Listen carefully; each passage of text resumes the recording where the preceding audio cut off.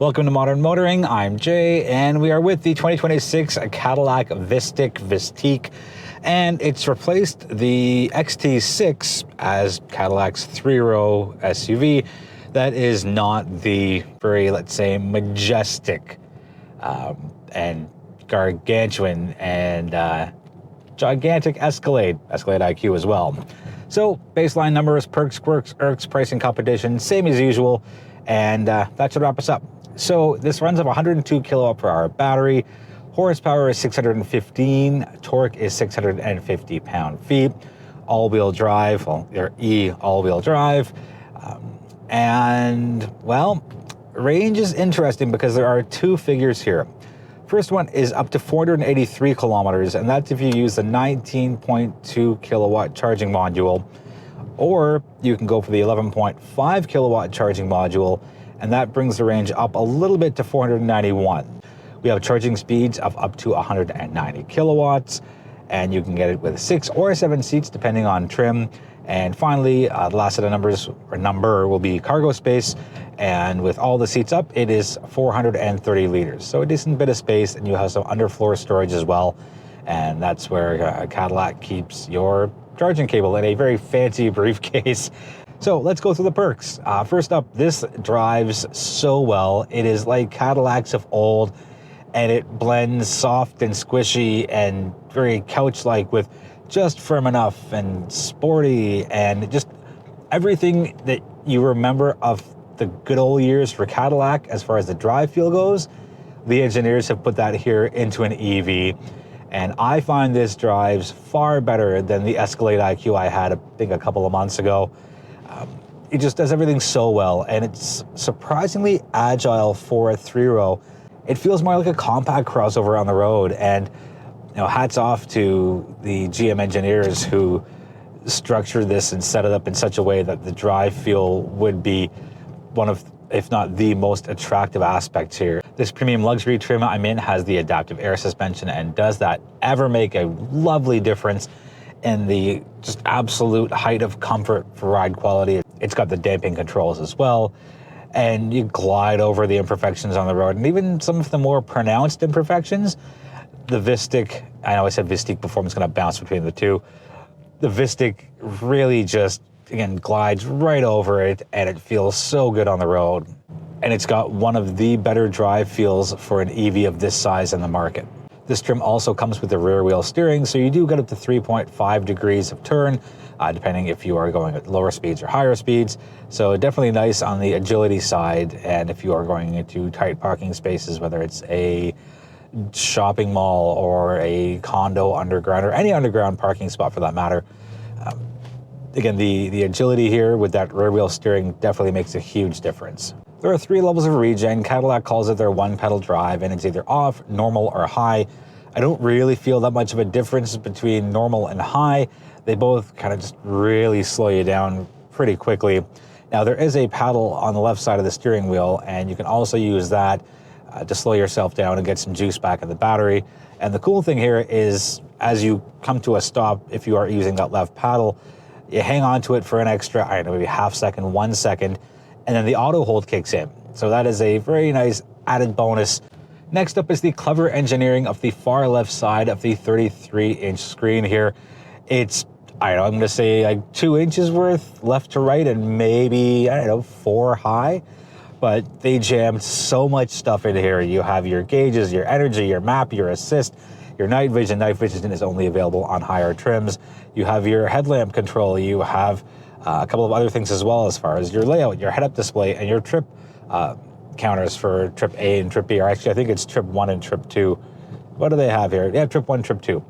But the fact that they've jammed so much in, it's touchscreen, it's responsive. I really, really like the way they've done that. On the other side of that large 33-inch screen is the infotainment system, very easy to use, very responsive, extremely quick, and you have the scroll wheel here. It's a great alternative if, let's say, your passenger wants to get to the screen, but they're sitting so far back and they can't reach the screen, or if you just want to keep your hands off the screen and get rid of fingerprints, the scroll wheel does it extremely well. Seat comfort here, 10 out of 10. If one of these fell off the back of a truck, landed on my driveway, and somebody brought it up to my office, I would love to have this as an office chair. It supports you in all the right ways. It's just soft enough. And yes, you can do all of your contours and changes to get it the way you want it, but just the overall comfort when you sit down, you really feel it being both soft and supportive. Shout out Cadillac for making the 23 speaker AKG audio system standard across all 4 trims. It sounds excellent. There are speakers in the roof, there are speakers in the headrest, they're at the edge of the dashboard where it meets the windshield. Even the rear passengers get a really good sound experience here.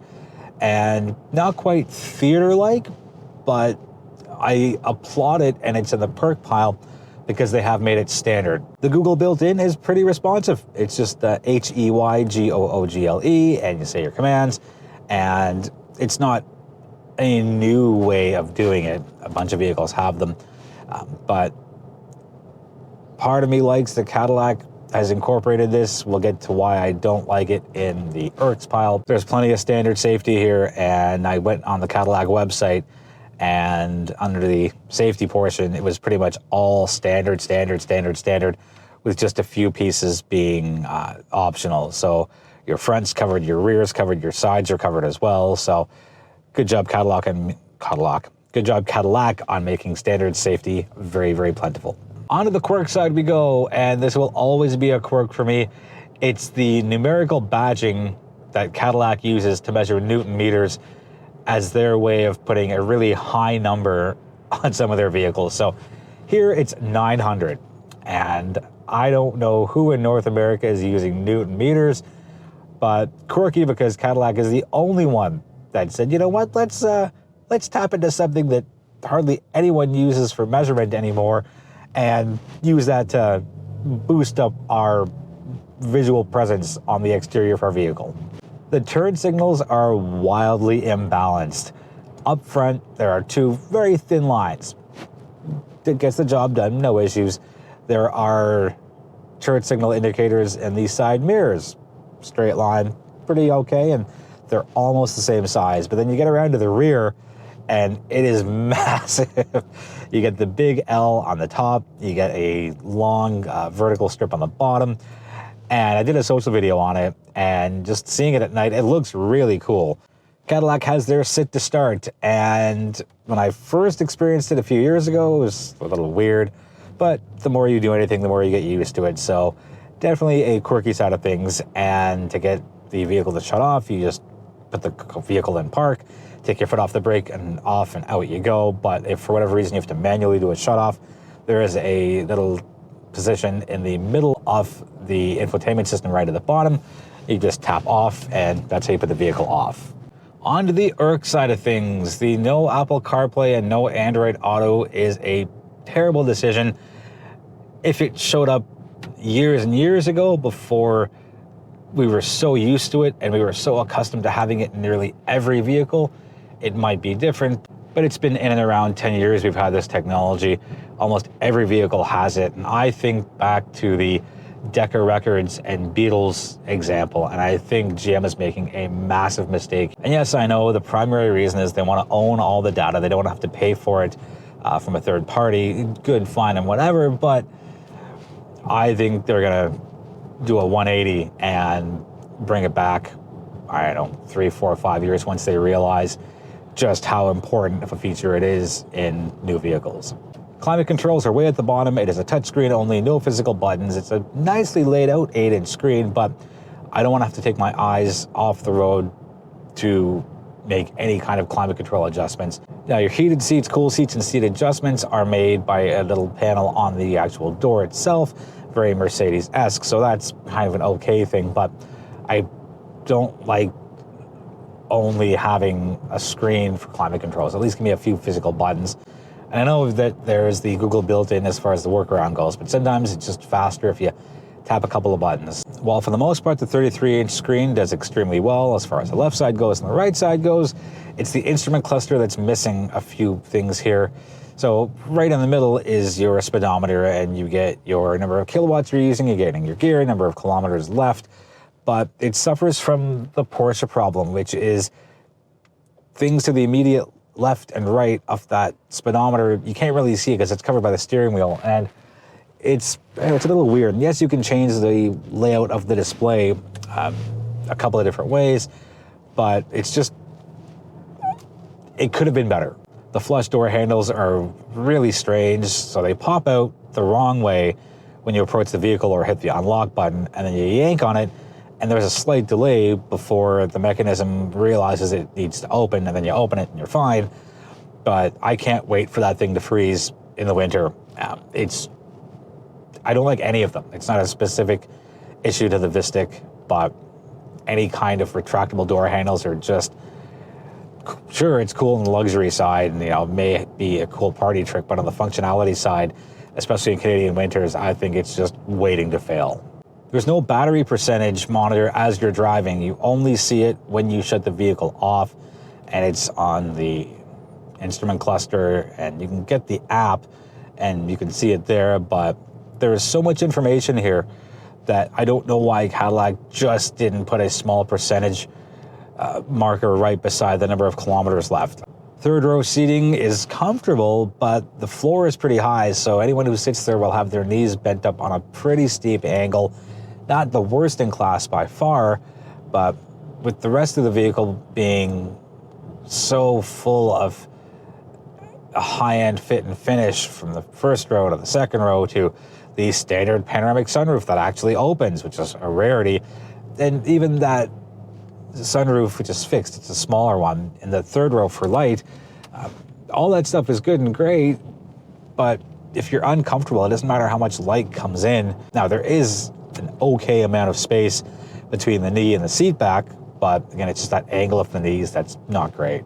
The way the wiper controls are laid out aren't new for any GM vehicle, specifically this Vistiq, but the problem comes when you're trying to reach around to activate the rear wiper. You gotta crane your hand around to get it to do what you want, and I know that having the gear selector as a stock off the steering wheel frees up a lot of space here, and I'm thankful for that, but I've never liked having the gear selector replace where the wiper stock is. Let's move on to pricing for the 2026 Cadillac Vistiq. Here are your figures in Canadian MSRPs.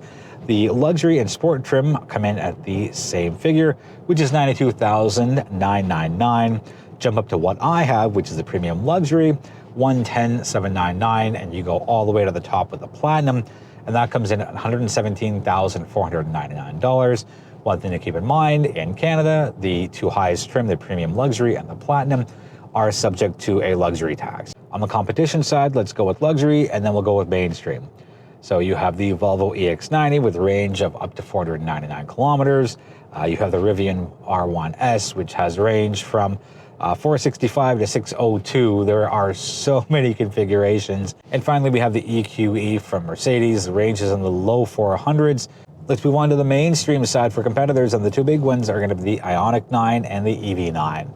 So with the Ioniq 9, every trim gets at least 500 kilometers of range, and pricing for the most expensive configuration, which is their ultimate calligraphy in Canadian MSRP figures, comes in at $81,499. So 10,000-ish less than the sport and luxury for the Vistiq, and 30-ish thousand less than what I have here. And that Ioniq 9 is basically a luxury vehicle, the way it's been dressed up in the materials and the drive feel, and just the overall Ioniq 9 experience.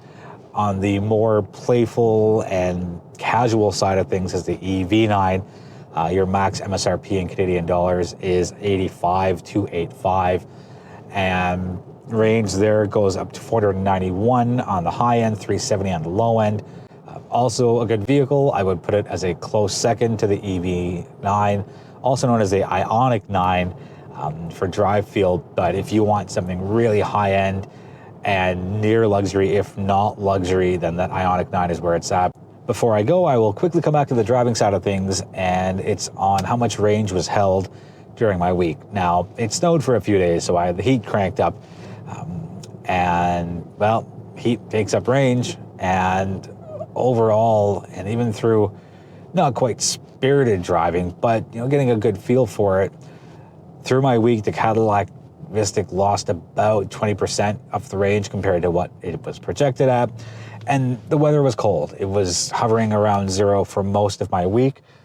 So that's kind of expected, and I'm happy that I had it in these conditions because we all know that EVs perform extremely well and they hold their range quite well in ideal temperatures, you know, mid-20s, flat roads, no issues. But for the real world testing, losing about 20% isn't the worst thing.